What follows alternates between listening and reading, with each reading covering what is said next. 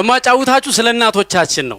የኔ እናት ስታሳድገኝ በጣም ብዙ ጊዜ ከ1 እስከ 15 እስከ 16 ምናምን እስከ ወሩ አጋማሽ እንደ ማንኛውም ሰው ነው ሱቅ ሄዳ የምትገዛው ተከራክራ ምናምን።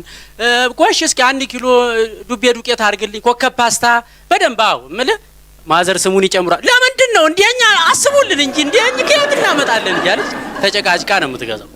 ልክ ከገብርኤል በኋላ ምናምን ግን ባስማት ነው የምትገዛው። አትከራከርም፣ አትጨቃጨቅም፣ ሰው ታስቀድማለች መጀመሪያ ምናምን አትጋፋም። ከዛ ሰው ሁሉ ከሄደ በኋላ በል እስኪ ኮከብ ፓስታም አድርግልኝ፣ ዱቤ ዱቄትም አድርግልኝ።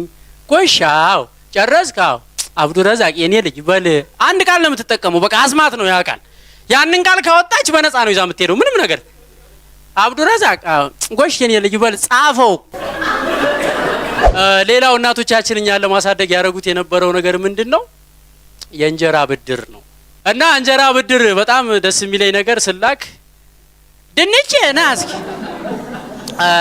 ያው ጽግዬ ጋር ትሄድና ጽግዬ ስም 2 ጊዜ ነው የሚጠራው። ጽግዬ እንግዳ መጥቶብኝ ነው የሌማት ቂጥ እንዳላቀርብ 2 እንጀራ ላኪልኝ ብለህ እቺ ምራቅ ሳደርቅ ቶሎ በል።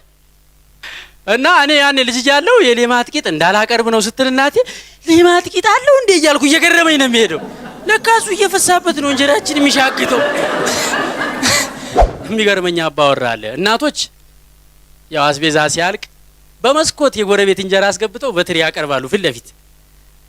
አባቶችስ ማለት ይሄ ጨለማ የሚቀናበት ጥቁር ጤፍ የሚሸምተው አባት ማለት ነው። የጎረቤት ሰርገኛ እንጀራ ቀርቦለት ጤፍ ማለቁን አይጠራጠርም፣ ዝም ብሎ ነው የሚበላው። አው በልቶ ጨርሶ እኔ የምልሽ ጥሩ እንጀራ ጋግረሻል። ምን ማለት ነው? ጥቁር ጤፍ ሸምቶ ሰርገኛ ሲቀርብለት ጥቁሩ ጤፍ ፌሬንድ ላቭሊ ተቀብቶ ቀልቶ ነው? ማክ ተቀብቶ ነው? ምን ማለት ነው? ጥሩ እንጀራ ጋግረሻል። እኔ አይገባኝም። ባወራዎችና ማወራዎች እዚህ ዘመን ላይ ማለት ነው ወጪን በተመለከተ አንድ ዘመን ላይ ያሉ አይመስለኝም። የዛሬ 4 ዓመት 600 ብር የወር አስቤዛ የሚሰጥ አባወራ ዘንድሮም 600 ብር ሰጥቶ ወሩ ሙሉ እጁን ይታጠባል ይበላ። ራዳ አቅርቡ እንጂ። ሀብታሞች እንጀራ ቢበዳደሩ ብላችሁ አስባችሁ ታውቃላችሁ? ሀብታም ግራውንድ ፕላስ 2 እና ግራውንድ ፕላስ 3 ቤት እንጀራ የሚበዳደሩ ይመስላችኋል? ግን እንዴት ነው ሀብታሞች ትበዳደራላችሁ? አትበዳደሩም። እናንተ ቪኤት ነው የምትበዳደሩት። ራቫፎር ነው ችግር የለ። ራቫፎር ቢያበድር ይቀሏል ሀብታም እንጀራ ከሚያበድር እርግጠኛ ነኝ።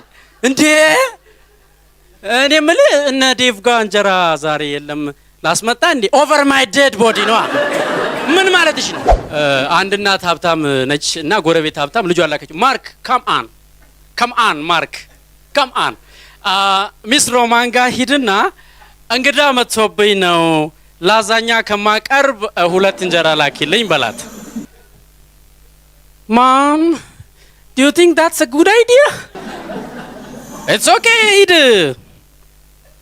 እየደበረው ነው ማርክ የሚሄደው። በቃ አላመነበትም።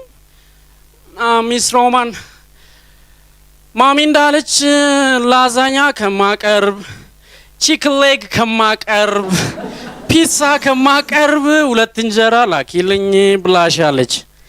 ሚስ ሮማን ትልቅ ቀልድ ነው ለሷ። You're kidding. Are you serious? የምሬን ነው እንዴ? የእውነቴን ነው። ልካኝ ነው። ቆይ እዚህ ጠብቀኝ። ሄሎ የማርክ እናት እንዴት ነሽ? ይሄን ሰሞን ልጅሽ ላይ ያየሽበት የባህሪ ለውጥ አለ? እስኪ ክፍሉን ፈትሺ። I think he's doing drugs. አዎ ማለት አሽሽ ሳይጀምር አይቀርም።